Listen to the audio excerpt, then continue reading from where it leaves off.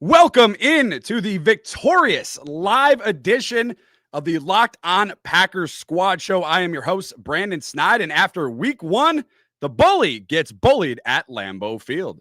I'm Peter Bukowski, host of Locked On Packers, and this was a signature victory for Jordan Love's Green Bay Packers. Man, this is Coach Jags. Is there anything better than a home opening win in Lambeau? Go Pack Go! It's the Packers Squad. Everything Green Bay Packers every week, covering all the big hits and game-changing plays from Titletown. The way only the Locked On Podcast Network can. From the frozen tundra with all the cheeseheads, the Packers Squad Show starts now.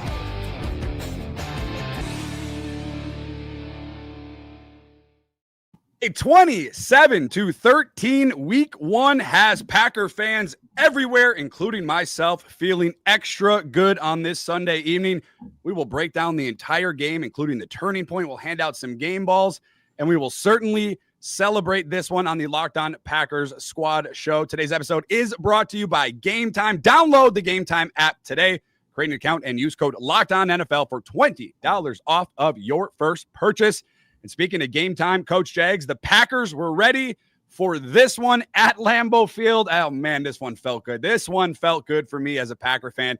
Your reaction, Coach Jags, to the 27-13 win in week one. Guys, I didn't expect that bad of a beatdown on the Lions. I just didn't. I mean, I thought it was going to be close and it was going to be a physical game and everything, but what the Packers did to the Lions today, that's an eye-opener for the rest of the league. It really is. And the thing is, I was telling Brandon today, I've been in a bunch of home openers in Green Bay. It was an electric atmosphere like a playoff was. I mean, everyone was jacked up when you got Parsons coming into town and you got the home opener, the first home opener and coach's career there, right? First game. That's crazy that they've never had a home game for him before. First game. It is crazy, and the Jordan Love prophecy almost came true, right? Jordan Love predicted that they would introduce Parsons last, and that he would get a sack to force a 3-and-out on the first drive. It was last as the intros. We talked about this on our squad show, and then it was the pressure that turned into the play on third down that gave you a 3-and-out. I mean, you said it, Coach. To expect the Packers' defensive front to just dominate the way that they did. I don't know that anyone would have predicted that. I thought the Lions offense, they would take a step back between Ben Johnson, between the offensive line issues, but it was so much more. I mean, Kingsley Enagbare was beating Penei Sewell. Yeah. It was like everybody got in on it. I think 5 different Packers got sacks in this game. Rashawn Gary almost had a safety. Devontae Wyatt with a 4th down. I mean, it was just outstanding. And it turns out we have a psychic on our program because Brandon Snide, his bold prediction was Jeff Hafley was going to be a head coach next year. And this, I said it on the Locked On Packers postgame. This is the Jeff Hafley masterpiece. This is the game that you're going to point to. Yeah, exactly right. This is the game that you're going to point to and say, that's the game that put him on the radar as a future head coach. This was a masterclass from Jeff Hafley. Well, when you get interviews in after year one, which I think both of us, all of us here will agree that it was a mediocre defensive performance last year. There were moments in the game, but obviously that changed everything when you acquire a guy like Micah Parsons. And it just, for me, and this Coach Jags and Peter, this kind of goes to week one in 2023 against the Chicago Bears. I remember. For me, I know you remember, it was a tone setter for that. Now, we'll talk about, obviously, week 2 coming up for the Packers, but it set the tone that year where it kind of gave this team a lot of confidence, offensively speaking. Remember, that was Jordan Love's first year going in as a starting quarterback, right, filling in the shoes after after Aaron Rodgers departed and went to New York. So there were a lot of question marks. Who is Jordan Love? Can he carry an offense? Can he be a leader? And those were kind of answered in that game in Chicago where they go down to Soldier Field and whoop the Bears behind. Today was the other side because this team, this defense, Coach Jags, was absolutely, I don't know, I don't want to sound hyperbolic, and I'm sure somebody will correct me if I'm wrong. I don't remember, Coach, a defense in Green Bay to kick things off the season, flying around the ball like they were, or flying around on the field, chasing the ball like we saw today. It felt like even when the Lions had those good drives, right? And he didn't score a touchdown until late in the game, and when the game was already out of hand. I'm prepping for the show while they scored that touchdown. And I was sitting back and kind of thinking to myself, I just don't remember a defense, and maybe there's a defense you had, with Charles Woodson in those early years in Green Bay with Aaron Rodgers. I just don't remember a defense kind of setting a tone so early in a season like the Packers did this afternoon. You know, the thing is, they set the tone, but they kept it all game long. That was the fun thing. Because, you know, you get up, everybody's excited the first series and everything, but those guys set the tone early on. They couldn't run the football, and they stuffed it, and they didn't get any movement up front in Detroit on our guys today. Which was a shock, because I shouldn't say shock, but it stood out to me, and I agree with you, Coach. And Peter, I want you to touch base on this as well, because that's how, Peter talked about it. That's how the Lions have beaten teams, was the way that the Packers did today. And it was almost like a little bit of a surprise to see the Packers kind of, bully the Lions, who have. You guys ever heard the phrase, ain't no fun when the rabbit's got the gun? This is that, because you could tell at the end of the game, Lions were not happy about getting their asses kicked. They were not happy about being bullied, and you shouldn't be, right? If you're happy getting beat down, like there's something wrong with you as an NFL player. But that was the difference, because the Packers came out right away and said, this is our game to take. And to have that sort of, like, you spend all off season waiting for this game, building to this game planning for this game. There's no game that you will play all year that you have more time to prepare for than week one. The Packers had an answer for all the blitzes. I mean, did they even blitz in this game? They did, but you couldn't tell, because Josh Jacobs. Jacobs did a good job picking it up. I'm being facetious, because Josh Jacobs and this offensive line did such a great job of getting everything organized. That first drive, Jordan Love had all day, every time on third down. Okay, Matthew Golden on third down, Dontavian Wicks on third down, Romeo Doubs a couple times in the game. The Packers front set the tone, and that's the only way you can set the tone, right, Jags? Like, the only real way to set a tone in a football game is to win in the trenches, and that's how the Lions have always done it. The Packers definitively beat them in the trenches today. Yeah. Well, the thing is, a game, two heavy hitters, right? I mean, Detroit and Green Bay, and when someone lands a haymaker on you, which Green Bay did to the Lions early, how are you going to react? I mean, usually they come punch back. I didn't see that by Detroit today at all. That feels like Ben Johnson to me, Coach, because I can't believe that if Ben Johnson had been calling this game and you have 6 points in the third quarter, he doesn't pull out a trick play, something. Like, they've got something ready. And I think that's going to be part of the difference and part of the adjustment this year for the Lions is they don't have Ben Johnson. Ben Johnson, The Athletic did a survey of defensive coaches and asked them who is the most nightmarish guy to prepare for. And the two guys at the top are the guys you'd expect: Sean McVay, Kyle Shanahan. Number 3 was Ben Johnson. You can't just do paint by numbers. You can't just be the Ben Johnson paint by numbers offense. That's not how it works. You can't just say, well, we have all the same stuff installed. Okay, cool. Jags makes this point once a show. The whole league's running the same stuff. It's not about the stuff. It's about sequencing. It's about when you call it. It's like, play calling is an art form. It's not a science. Yeah. And the thing is, though, a lot of the game, you guys always see the call sheet, right? Oh yeah. The Wendy's menu. It's all situational, right? 3rd and 6. That's my first call. But at some point, you have to get a feel for the game, as you were saying, Peter, right? And sometimes you just call the stuff off the cuff and how you're feeling. And that's what happens with really good play callers. They do that. Coach, I'm curious from your point of view. You've been in these situations. You've been in the locker rooms. You've been in the meetings leading up. There's a lot of anticipation going into week 1, and then obviously a week and a half before it, you get Micah Parsons into the equation, and things just kind of amp up to a whole nother level. It's not the end of the season, right? It is week 1. How important, in your opinion, and by the way, Peter will like this one. I know Peter will love this one. The Packers matching their divisional wins already that they had last year. So I had to throw that one in there. You're going to make him walk right off the show. I had to throw that in there. So it's important. But how important? It's a 2-part question for both of you. Coach, I want you to lead us off. To not only win week 1, but to beat a divisional opponent and kind of set the tone for the rest of the season. How important is that? Well, it's really big. Remember, we talked about what you have to do to get into playoffs is win all your home games, right? I mean, you have to do that. Yeah. And especially like your first game at home against a division opponent, you had to come out of that game with a win. You had to. You know, I hate to say it's a must-win deal, but it sets the tone because everybody else is going to take notice of what Green Bay did today around the whole league. They go, what did they do? It did feel like a must-win to me. I mean, it really did. And I said it on the show last week, guys. I told you, I said, just from a psychological standpoint, this team has been taking their lunch money since Dan Campbell showed up.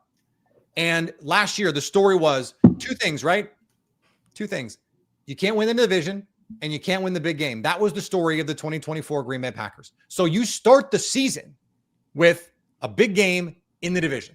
This is your chance to say this season is different. So go out and show everyone that you can hang. You can not just hang in these games. You can kick the crap out of one of these teams. And I heard all week, Matt Derry on Locked On Lions, the coaches are gone, but the players are the same. Okay, guys, that means Packers just kicked the crap out of a 15-win talent team last year. That's what they were. And that's without Aiden Hutchinson, who played in this game. But are we sure? Did you hear his name called more than once or twice? Yeah, I did. We got a penalty. Yeah, I was going to say when he got flagged. Peter, I'm curious from you. You've watched probably more film on any of us, between the three of us, on Jordan Love. And it's been a roller coaster, right? We talked about it in 2023. Starts off hot, kind of has a roller coaster first year, goes on a Toyotathon tear, into the playoffs and destroys the Cowboys. Then has the injury in week 1 in 2024 against Philly in Brazil, and kind of an up and down year overall. 16 for 22 today was Jay Love, 188 yards. He finishes, according to ESPN, with a 128.6 rating. Your thoughts on the performance from number 10 in Green Bay this afternoon? By the way, I would love for me and Coach Jags to just have a standing date on like a Wednesday to go over the Jordan Love tape. Like, just get on a Zoom and do that. I would love to do that. It'd be a blast. So let's actually do that. And so look, in the first half, he was spectacular. I mean, every throw, the one on the corner route to Tucker Kraft, that was open. He airmailed it.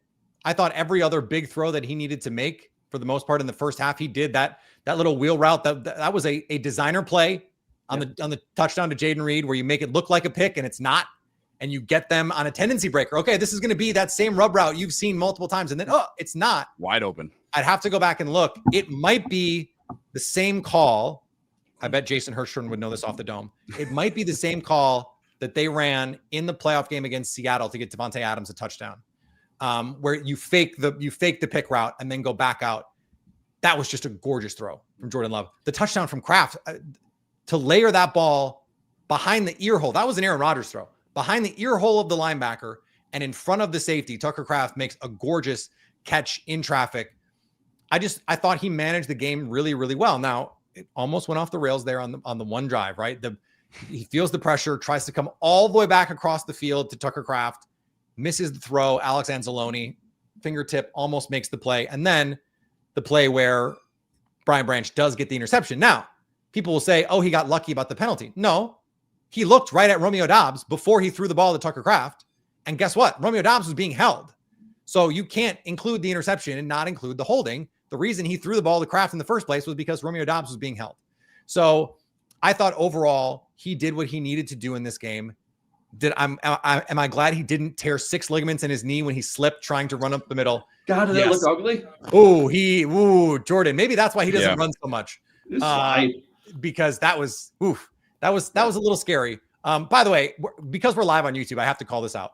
People are in the comments talking about where they're checking in from. And guys, we've got Bordeaux, France. We've got Brazil. We've got Chile. Like, this is an international show. The Packers, not just America's team. This is Earth's team. This is the world's team. Let's go. We're celebrating too. Make sure you hit that subscribe button, hit that thumbs up, get notified when we go live as well. Coach, your thoughts on the performance from number 10 today? What you saw from him, good and bad? Well, I tell you what, I didn't see a lot of bad. Here's the thing about, and we talked about this, he's coming off that injury and all that, and he was very, very efficient today, right? He didn't win the game for Green Bay, but he threw the ball to 10 different people, caught passes today. Yeah. 6 different guys on the first drive alone. Isn't that amazing? So that's just him doing his job and distributing the ball and taking what the defense gave him, because everything's in the passing game is a progression, right? And to have that many guys touch balls, that's incredible. That's great. That's a really good offense right there. I know Brandon, he played. Brandon, I know. Go ahead. I was doing a little research while Coach was talking. Yep. And we forgot an obvious one when you asked about an opener where the defense looked awesome. You forgot we have a defense 2019 when the Packers get the interception in the end zone against the Bears. But that's the thing, though. It held the Bears to 3 points in that game. Division game in Chicago. Yeah. They needed that game after the brutal 2018. It feels a little bit like that. How many games did they win that year? What happened? They went to the NFC Championship game. They won 13 games. I agree with you, but I think in that moment, we didn't think much of the Bears at that moment. This Lions team, the Bears offense. That's true. Lions, correct. That's where I'm at. And I understand they lose Ben Johnson and really all their pivotal coaches, but I thought that was a different team. This Lions team has Super Bowl aspirations. I don't know if anybody in 2019, I know the Bears had the double doink in 2018, but I don't know if anybody in Chicago thought that team was going to the Super Bowl. 3.8 yards per play in this game, guys, for an offense last year that was setting records. I mean, I think truly the last time you have to go to a game where the Packers played like this against a really good offense, where like that offense is great and they just like locked them up, is probably like a Charles Woodson game against the Cowboys, which is the best defensive game I've ever seen from a one player. It was 2008, 2009, maybe when he won the defensive player of the year, 2009. Maybe the 2010 Cowboys game when they beat the crap out of the Cowboys when they won the Super Bowl. And then maybe the Zadarius Smith, Kirk Cousins in Minnesota, but that offense was not the same level. I mean, that was Diggs and Thielen, but it wasn't what this Lions team had been. I mean, I think you have to go back a ways to look at a defensive performance like this was. One of the things that you had mentioned, Brandon, during the ball game was the time of possession. Mm-hmm. Time of possession in the metric doesn't have really anything to do with wins and losses, right? It's turnover margin and explosive plays, right? That's what you're doing. But the thing is, when it's time of possession, guys, they never had explosive plays. Yeah. So, time of possession that never really ever bothered me. And any concern, Jags, with a quick turnaround time, though? Yes. Yeah. So it's interesting that this is a Thanksgiving Day week for them. Right. Mm. So you go in with your offense, and you're going to have to put a couple wrinkles on it as far as like maybe different formations, maybe motions, but you got to really run the same stuff. You just don't have the time. Just think you got like tomorrow we're going to watch the game with the guys, right? Then you got Tuesday, Wednesday, it's a day before the game. So you don't have a lot of time to prepare. So you'll take this game plan and change motions, formations, shifts and motions, but you're going to run the same stuff. You don't have time to put other stuff in. You just don't. Was that something they were already prepping for, Coach? I'm sure they were. Back at end of August. Yeah, but with the success of what they did today, there's a really big building block. You can keep stacking successes, and that's what they're going to have to do. Aaron Rodgers said after the game, the biggest difference in the season is from week 1 to week 2. Yeah, this is absolutely true because you never got a chance to go like the whole thing in preseason, right? It used to be the first series, the first half, getting into the second half, and then the whole game. You never got that feeling of what that is like with your football team. But he is absolutely, and that's one of the most truest thing about football. It is the biggest improvement is week 1 to week 2. Well, the Packers may not celebrate this one, as Coach said, as they prep for Washington in week 2. But I know 3 people and 553 on the live show right now are certainly going to celebrate, and we are going to enjoy it. Coming up, we are going to talk about the turning point in the 27-13 win, and we are going to go inside the locker room, and I have a feeling the turning point is going to include the newest Packer. We'll talk about that coming up after this.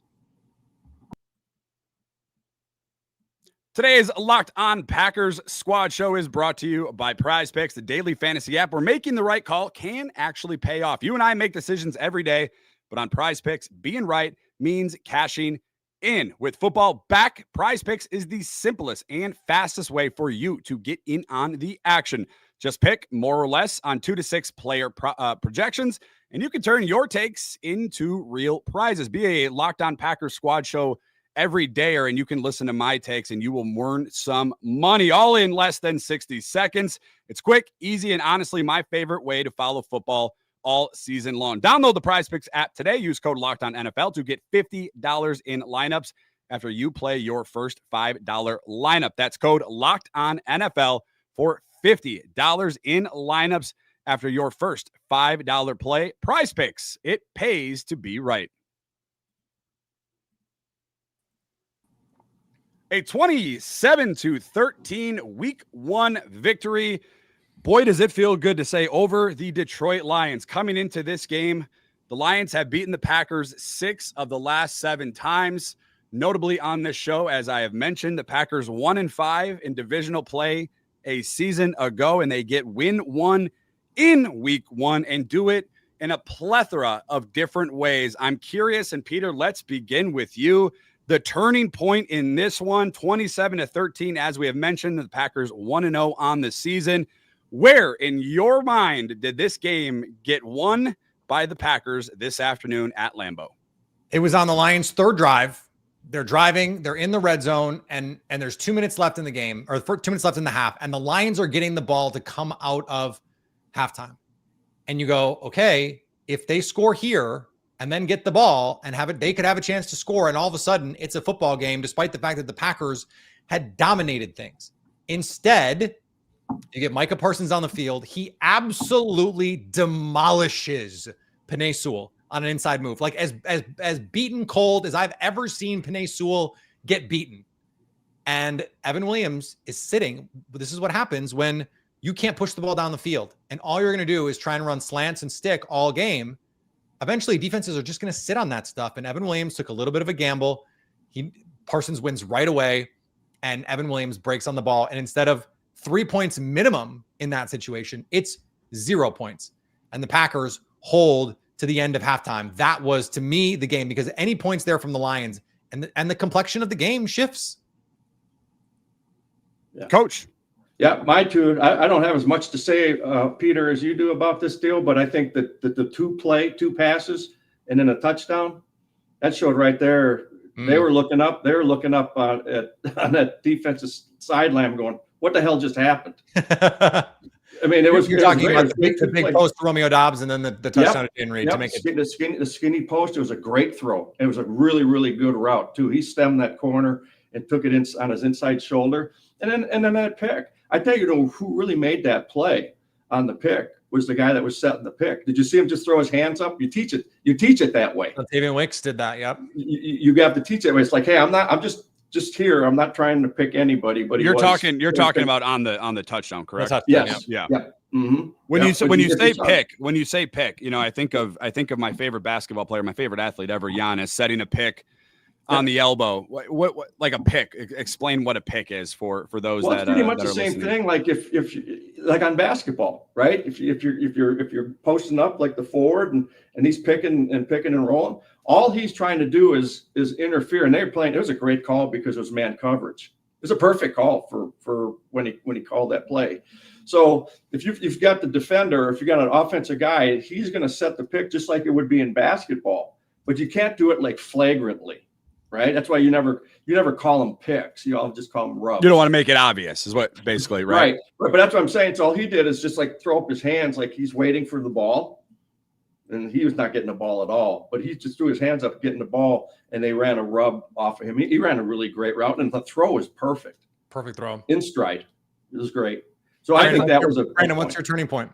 I think for me, the turning point in this one, and this is going to sound maybe a little hyperbolic, but for me, the turning point was as soon as the Packers took the field. I thought the energy, and I know that's easy for me to say now because it's a 27-13 win. When Micah Parsons when the trade was announced for Dallas sending Parsons to Green Bay, I thought that was a big indicator on where this season was going to go and the expectations that were going to come along with the Green Bay Packers. But it felt like Peter and Coach that the moment that the Packers took the field, the energy was palpable. It was different than it has been in home openers past. And obviously that helps when you get a guy like Micah Parsons.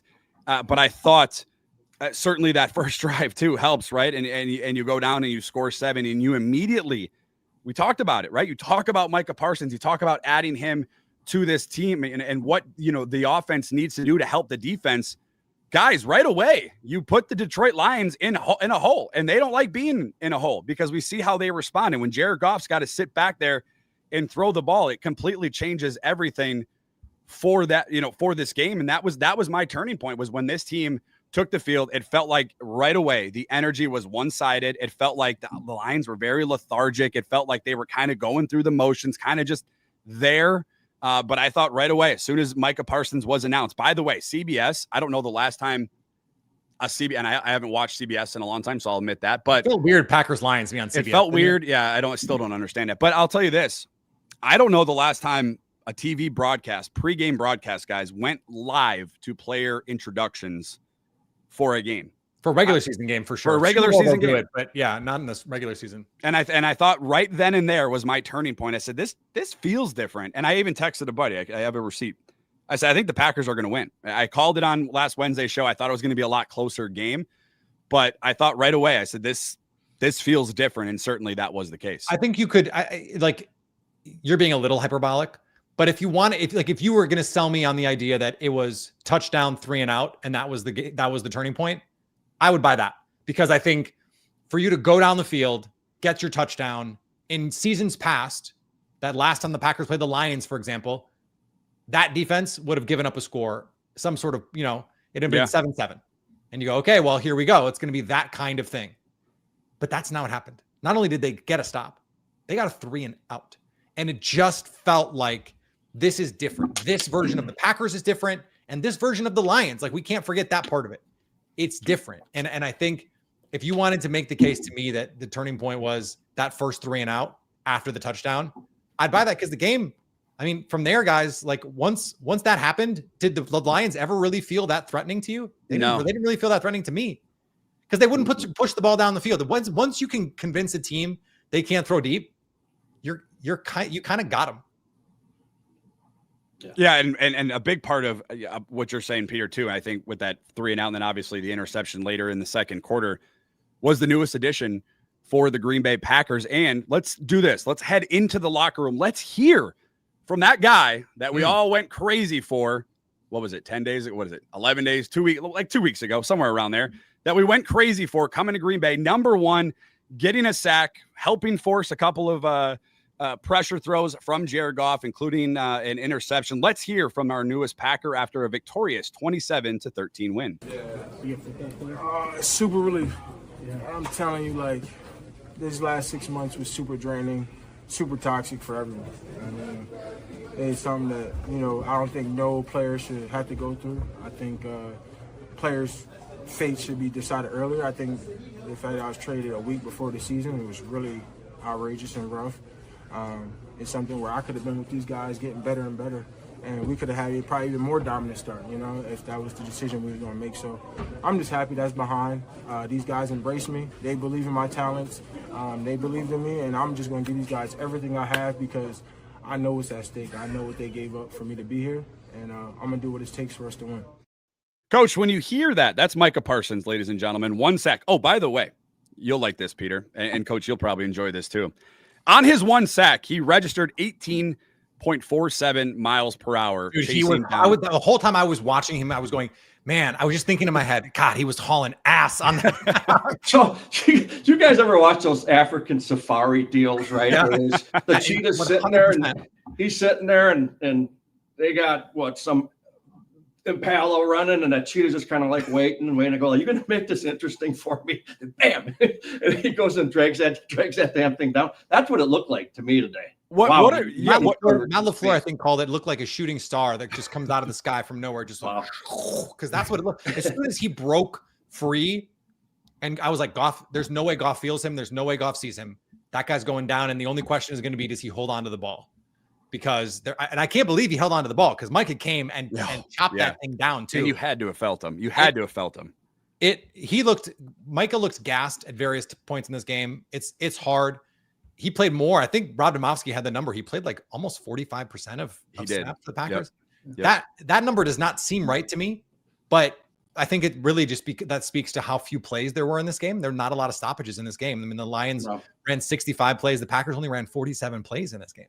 So that seems a little hard to believe, but man, the impact that he had, I can't remember a defensive player as electric as him in a Green Bay Packers uniform. I mean, Charles Woodson, better player right now in their career, player to player, but like, he didn't have this sort of athletic juice. Like the athletic ability is like Clay Matthews.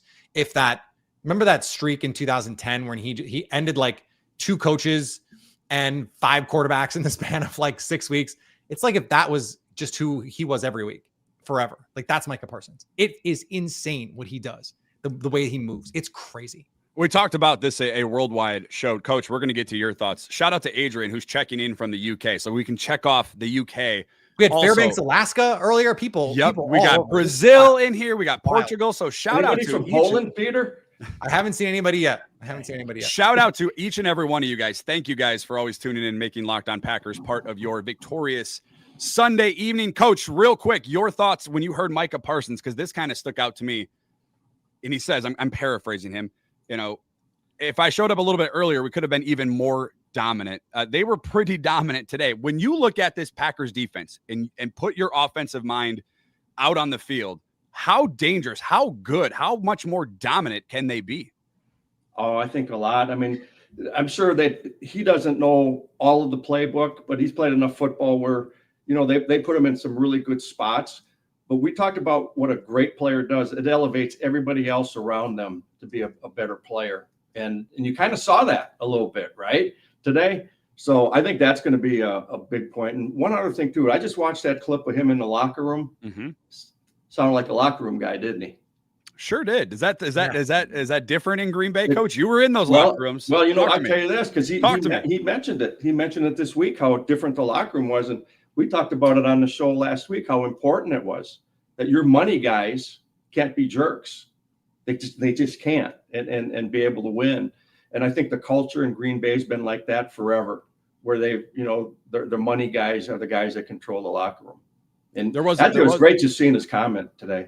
There was a report, I believe Diana Rossini from The Athletic had it earlier this week. Peter can correct me if I'm wrong, that Philly was also into those trade discussions, Coach, that he wanted to go to, or that Philly wanted to get in on the Micah Parsons. There's 2 places he thought he wanted to go were Green Bay and Philly, and Dallas was like, Philly's a non-starter. Yeah. I mean, rightfully so. So we'll certainly celebrate the victorious Packers win. Micah Parsons getting a sack. Lots more coming up yet on the program, including the game balls that each of us will hand out who our player of the game was. But coming up after this break, this is going to be really fun. I really like this because I'm a nerdy football guy, and I know Peter is. And Coach Jags, he's going to take us to class and give us the play of the game that he thought, you know, what stood out to him. So stick around for some X's and O's talks from Coach Jags and Peter Bukowski coming up right after this. Today's Locked On Packers Squad Show is brought to you by our wonderful friends over at Game Time. NFL season is officially back, and honestly, there is nothing better than being in the stadium surrounded by fans cheering on your team. But let's be honest, getting tickets can be a hassle between those queues, login screens, and prices jumping at checkout. It is frustrating, and this is why I choose to use Game Time. The app gives the advantage back to fans. It's fast, it's easy, and it's backed by the Game Time guarantee. You'll always get 100% authentic tickets delivered on time and at the best price. Plus, all the fees are included. So the price you see is what you actually will pay at checkout. There is no surprise. And Packers fans, for Thursday night, go to Game Time. Use our code LOCKEDONNFL for $20 off your first purchase. Do not, and I repeat, do not let the Washington Commander fans invade Lambeau Field. Use our code LOCKEDONNFL for $20 off your first purchase. Those terms will apply. Again, that's promo code LOCKEDONNFL for $20 off. Swipe, tap, ticket. Go right now. Download the Game Time app today. A 27-13 Week 1 victory over those Detroit Lions, and boy, does it feel good. Coach, I'm going to put you on the spot here. I want you to get nerdy with me and get nerdy with the almost 600 fans listening live over on YouTube. Once again, thanks For all of you tuning in on YouTube, make sure you hit that subscribe button for us. Hit that thumbs up. The play of the game, the one play that kind of stood out to you where it kind of raised those offensive eyebrows of yours and were like, wow, that was kind of nice. That was something maybe you weren't expecting. I want you to take it. We're going to call this segment, for those that are new to the program, we're going to call it Coach's Classroom. And you're going to take us to class. You're going to sit us down. And I want you, Coach, to walk us through what play stood out to you in a 27-13 Week 1 victory. Okay, this is great. Thanks for that, Brendan. The play I want to talk about is Kraft's touchdown in the red zone. Now, there's a couple things. As a offensive coach, you have what's called situational football. The situation that they were in at that time was the red zone, about the 21-yard line, 20-some yard line. And the philosophy as an offensive play caller and a coach is touchdown to check down. So we're throwing it. We're going to have routes that we're throwing into the end zone. If you don't have it, you're going to go ahead and check it down. What Green Bay ran was a vertical route. So we're just like going straight down the field. The defense that the Lions were playing, it was called 2-man. So it's cover 2. And what's cover 2, Coach? Perfect. So there's, because I don't know. I have a guess, but this is perfect. So there's just 2 safeties. Okay. Just 2 safeties back there. If it was cover 3, there'd be a safety in 2 corners. So let's just say it's cover 2. Okay. So they're responsible really for each half of the field. But what they played a defense that was called 2-man. So all the 5 receivers underneath were manned up. So, and that's tough. So what ended up happening, Kraft gets on top of the linebacker because he was getting trailed by the linebacker. And the throw that Love made was absolutely fabulous because the throw down to the red zone has got to be face mask or higher. That's what you teach the quarterback and teach. That's where you want the ball. That's where you want the ball landing. Yep, because it's a vertical shot. And how he got behind the linebacker, that's the only place that he could have placed the ball where he could have made the play. It was great, man. I came out of my chair when I saw that. I said, your smile. For those that are in the video, your smile. I always like those guys too. Your smile kind of tells the story there. Oh man, it was beautiful. It was a proper play call at the proper time versus man coverage, and somebody's got to win. And the shortest distance of that was Kraft down the middle of the field. Coach, you said perfect play call for situation. Like when just for from an offensive standpoint, you're trying to attack 2-man, and you know they're going to, like, let's say they're going to be in 2-man. What kind of play are you trying to put together in that situation? Low red zone. I think they were on the, I just double checked. They were on the 15-yard line. So we're red zone, but not low red zone. Yeah. So what they ran was great because you got 5 individual routes that can win, right? So you got 5 chances to win one-on-ones. So, and then what happens is the safeties are just playing over the top for anything vertical. But because they were playing cover 2, those safeties had each half of the field. That's why that's why the middle of the field came open with Kraft. And like I said, it was a beautiful throw, and it was a great call. It really was. But that to me was a play of the game. Well, sure. and one of the things, Coach, that they tried to do in the second half was play less 2-man because they wanted Brian Branch or it was mostly Brian Branch on the tight ends because they were like the Packers knew, and you called this out first play, Coach, in our group chat. And I'm trying to pitch a segment called From the Group Chat. Maybe I can convince Brandon we can do it. Let's do it. But so if this is our first segment of From the Group Chat, this is that moment where they played 12 personnel, and I promise you it will show. Let the record reflect. This will be the most 12 personnel the Packers have played in the Matt LaFleur era. I don't think there's a close second. I can't think of one. What do you say? 12 personnel. Explain 12 what 12 personnel is. 2 tight ends on the field. So how many running backs are on the field? 1. And how many tight ends on the field? 2. So 12, right? Did I get that right, Coach? That's exactly right. Numbers are not my forte, so I got to be careful there, even with the low single digits. But so for them to come out in 12, if you're going to play 2-man, that means linebackers have got to be covering tight ends. And I think that's exactly what the Packers wanted. That's why they played so much 12 was they wanted Derek Barnes and Jack Campbell and those guys who are downhill players primarily. And they're really good downhill players. We saw it on the run fits. The Packers wanted them moving their feet. Run with Luke Musgrave and Tucker Kraft We don't think you can. That was what the Packers were saying. And so in that situation, coach is explaining that piece of it. Like, if you're going to have two high safeties, if you're going to play two man, then it's a tight end and a linebacker. And for the Packers, you have to feel like that's a matchup advantage for you. Well, I tell you, he ran a great route too. Kraft ran a great route because he got on top of the linebacker and he was in trail. I said the ball couldn't have been thrown any other place for a touchdown than what it was thrown. There was no other place the ball could have gone. That was the beauty of the whole thing. Right past the ear hole of the linebacker. I mean, that was face mask or higher. Aaron Rodgers needs to be.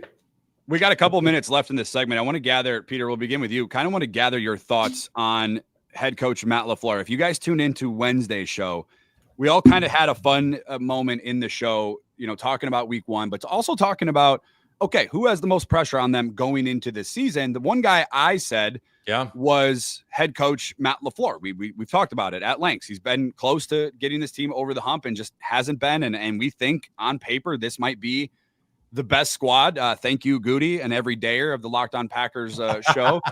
So, Peter, I'll begin with you. Your thoughts on the game plan from head coach Matt LaFleur from beginning to end?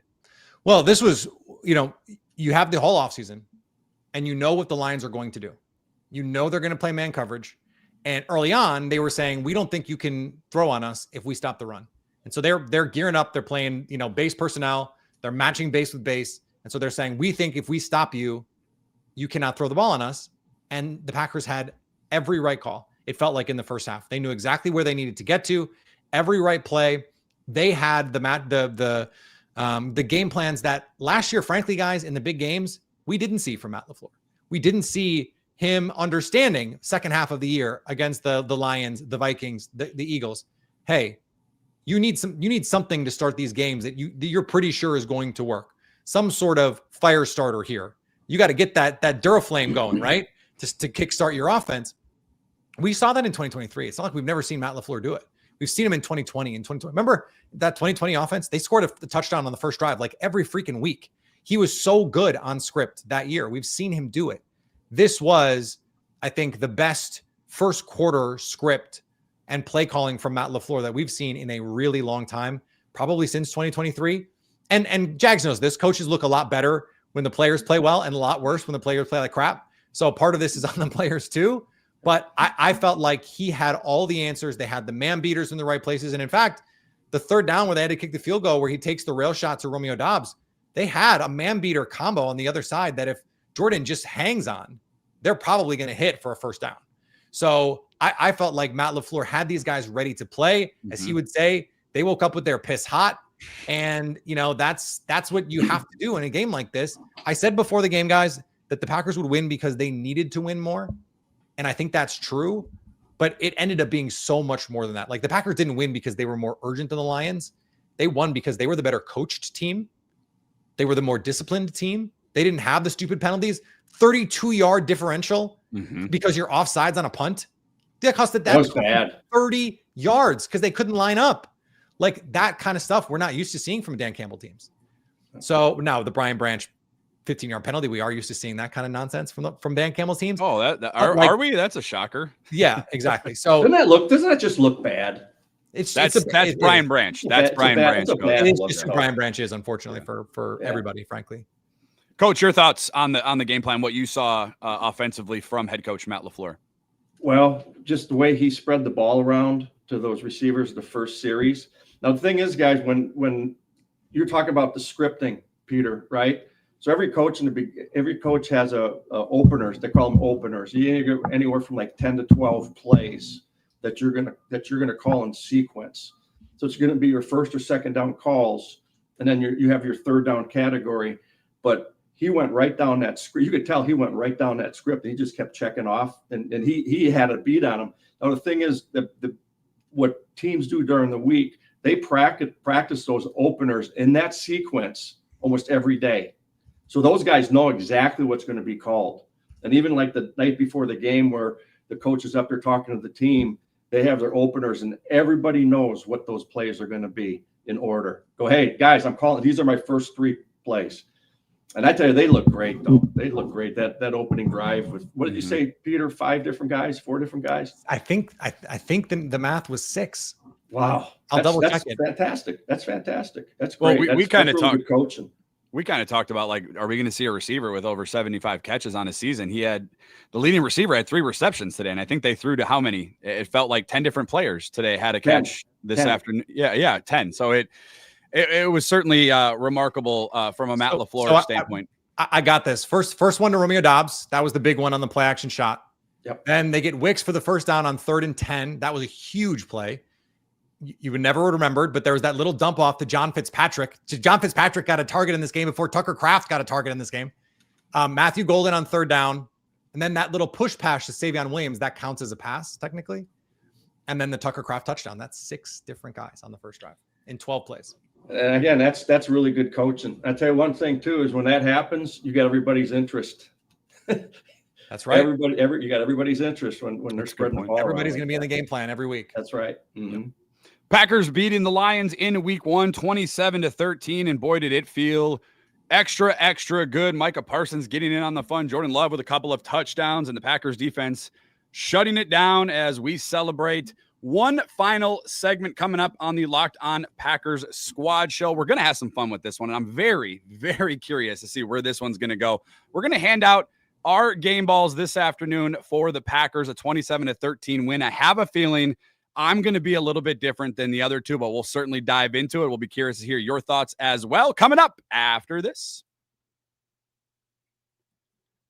Today's Locked On Packers Squad Show is brought to you by Upside. Are you still paying full price for gas? Stop leaving money behind. Get real cash back every time you fill up with the free Upside app. Simply download the free Upside app in the App Store or Google Play right this minute and start earning cash at the pump right now. Use our limited time promo code TOUCHDOWN and get an extra 25 cents per gallon on your first fill up. You could make up to $300 a year just from buying the gas you already needed. At first, honest to God, I thought it was too good to be true, but it is actually legit. Real people are getting paid just for their daily commutes. And right now you can too. Plus, you can cash out anytime to your bank account, PayPal, or an e-gift card for Amazon and other brands. Don't let this offer drive on by. Download the free Upside app right now using our limited time promo code TOUCHDOWN for a limited time 25 cent per gallon bonus. That's promo code TOUCHDOWN. A disclaimer here, offers vary by user and locations. Go to upside.com for terms and conditions. A 27-13 victory for our Green Bay Packers, sending home the Lions sad and angry. I think Amon-Ra St. Brown probably threw another punch on his way out of the locker room there in Green Bay, but the Packers getting it done today in dominant fashion. The Lions putting up a late touchdown in this one, but this one was really never close. You guys heard my turning point. As soon as the Packers took the field, it felt like they were going to win this one, and that certainly was the case.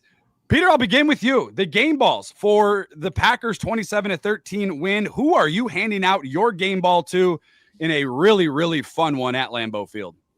Okay, so I think you have a lot of really good options here. I think the pass rush won this game. The front won this game for the Green Bay Packers. Let me single out one guy, and the comments are jumping the gun on me here. I'm going to give my game ball to Lucas Van Ness because the first drive, we talked about this. This could have been the turning point. They get the 3 and out. Do you know who is in on every single play on that first drive? Lucas Van Ness. And he gets, as a 3-tech, bull rushes Christian Mahogany into oblivion to get a sack. I just thought the impact that he made playing all over the formation in a year where the pressure is on him to perform, right? And maybe the pressure comes off because they got Micah Parsons, but I think still the fans are like, this guy, he's a bust. I thought he was excellent, run and pass, and he was emblematic of the kind of day this was, because it wasn't just Micah Parsons. It wasn't just Rashawn Gary. It was everybody else, and he represents that to me, that it was the others that helped make this all happen. I have a second. If none of you pick him, I'm going to tell you my second. Go ahead. Coach, game ball, handing out. You took mine, Peter. I'm going to say the whole defensive line. They could not run the football. They averaged 2.1 yards a carry. 46 yards rushing. I tell you, if I was a line coach at Detroit, I'd be throwing myself right off the top of the stadium, rushing only for 46 yards and then 4 sacks, guys. That's as dominant up front as you can possibly be, in your home opener. Especially with a team against like the Lions, which they had like, I'm going to be the bully, and they just got slapped around today. But I thought the defensive line was really good. 2.1, 4 sacks. That's pretty damn good. And to your point, Coach, I think Micah said it. We heard the words from Micah Parsons. They probably could have been a little bit better had he been in Green Bay earlier. So to your point, I wholeheartedly agree with both of you guys. I actually had LVN as mine, but I'm going to go a different one, and I know you guys are going to love this one. And this shouldn't surprise you if you've listened to the show for more than 5 minutes. And I know my guy over here in Green Bay is listening to it. That's Brian Gutekunst. Thank you. I knew you were going to take him. I knew you were going to pick that. Thank you. I knew you were going to pick that. I was going to say it before you did. Thank you, Goody. Thank you so much for delivering the best trade acquisition this franchise has ever made. I said trade acquisition ever has made. Thank you for believing. Here's the other thing too that kind of irks me, and it comes out a lot of those loudmouths from Chicago is that, well, they had to go get Micah because they don't believe in Jordan Love. I think it's the complete opposite. I wholeheartedly 100%. Believe it's the complete opposite. You don't go out and send 2 first-round draft picks, and we know. Everybody knows how much Green Bay loves those draft picks. And one of those draft picks was Kenny Clark that they sent away. We know how much they value those. You don't send those away when you don't believe in your quarterback. And thank you, Brian Gutekunst, for having, the ability to go out there and make a big move. And it's a big move. A week before, 10 days before the start of the regular season, I think it's the most impactful trade. The Brett Favre trade will bring into question. But I think going forward, this was a move that set the tone. In January, if you guys remember, Brian Gutekunst said, it's time to have a little bit more urgency around here, talking about Green Bay, about the locker room. And a lot of people, stopped in their tracks and were like, well, it kind of starts with you. And I didn't agree with those thoughts on Brian Gutekunst at that time. This is a guy that drafted Jordan Love, guys, when you had Aaron Rodgers just win an MVP award. Like, it just didn't happen, throughout football. And he did. He drafted Jordan Love. He got his quarterback. He's drafted. I thought, again, I'm the Goody guy. I'm the homer, but Edgerrin Cooper, as we talked about, with 12 tackles today. Well, that was going to be my second, because I don't want to ruin it for you. So go for it. Well, so like, didn't have the splash plays, right? Didn't have the sack, didn't have the big TFLs. He was just everywhere, sideline to sideline, everywhere. And this is crazy, guys. Jahmyr Gibbs last year, for my money, was the scariest player in the NFL. I just, every time he touched the ball, I was like, that guy's going to score. He is a nightmare to defend. And he touched the ball 19 times in this game, 19 touches. He had 50 yards on 19 touches. That is because of guys like Edgerrin Cooper, the rallying to the ball. I mean, this is day one stuff, right? Jags, the whole, like, we got to get everybody the ball every play. Yep. But this defense today is teach tape on that. I mean, there were 3 guys making every tackle. Yeah, and then 4 and 5 came to finish it off. I mean, that they're gonna show this tape all year, and I promise you, they will show this defensive tape in meeting rooms around the NFL, because their ability to rally to Jahmyr Gibbs, to David Montgomery, to Jamison Williams, to Amon-Ra St. Brown. These guys are tough to deal with, and the Packers hemmed them in consistently. That is just hard to do, and you need freak A-level S-tier athletes to do that. Edgerrin Cooper is absolutely that. Quay Walker. Look, he still needs a map in zone coverage, but he is a freak athlete. And so he can rally and tackle really effectively. This defense is made to do that. You want to put an umbrella on everything? Okay, we're going to make you throw underneath every time, and we think you're going to make a mistake before we do. That's the Packers' plan here defensively in a lot of ways, and they did it. One of the things that what a good run defense does is you'll hear people talking about setting the edge. What that means is who's ever the widest guy has to set that edge to turn it all back into the pursuit of the other guys on defense. You can't let anybody get around you. I think it happened maybe once today that they got around the edge, but for the most part, the Green Bay was setting the edge, and they had 4 guys coming, 3-4 guys at a time that were coming from the inside out. And they did a great job of that with contain. I go back to my game ball for Goody, and this is a more serious question for both of you guys. Micah Parsons was the best player on the field right away. Like, I don't know if I've ever seen a player. I was a little bit younger for Chuck Woodson. I was definitely younger for Reggie White and Brett Favre era. But right away, for a guy that hasn't practiced all summer, guy that physically says, like, I'm not right there where I want to be, right away, a pressure on an all-pro right tackle, forces an interception in the second quarter and kind of changes the trajectory of that game to get the Evan Williams interception and where it felt like the Lions were at least going to get 3. Right away, it felt like Micah Parsons tilted the field. And I'll be honest with both of you guys. I know he's great. I know he's good. I know the numbers. I was a little bit taken aback by how much of a difference maker he was instantly, you guys, instantly. JJ Watt said that pass rushers, it's the easiest thing to do because you can just go hunt. Now they align him some weird ways. They lined him up. We talked about this, Coach. You talked about that wide 3 tech.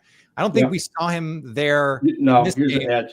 But we saw him a couple times line up as a nose tackle, like line up head up on the center, or shade on the center. And they ran some games. They ran some interesting stuff on that. The very first play, the very first play, 3rd down, they lined up. It was Lucas Van Ness was like sort of in a 5 technique, but I think he was standing up. Then Micah Parsons was outside the tackle, and then Edgerrin Cooper was outside him. And it's like, okay, how are you going to block this group, Detroit? And then I think Cooper ended up bailing away. Micah beats Penei Sewell, and the ball has to get out. Like, you're right. They felt the Micah Parsons impact right away. And even when it wasn't Micah, there was that play on the 3rd drive. And I don't know if you guys caught this, but like they showed all out pressure and they backed off into a 3-man rush. Mm-hmm. And Jared Goff picks his head off his first read and thinks he's going to get hit. And you can see him get a little goofy Goff. Goofy in the pocket, and he blows the throw. And it's like he had time, but he didn't think he did. Jeff Hafley had him totally fooled. He didn't know where he was pre-snap or post-snap.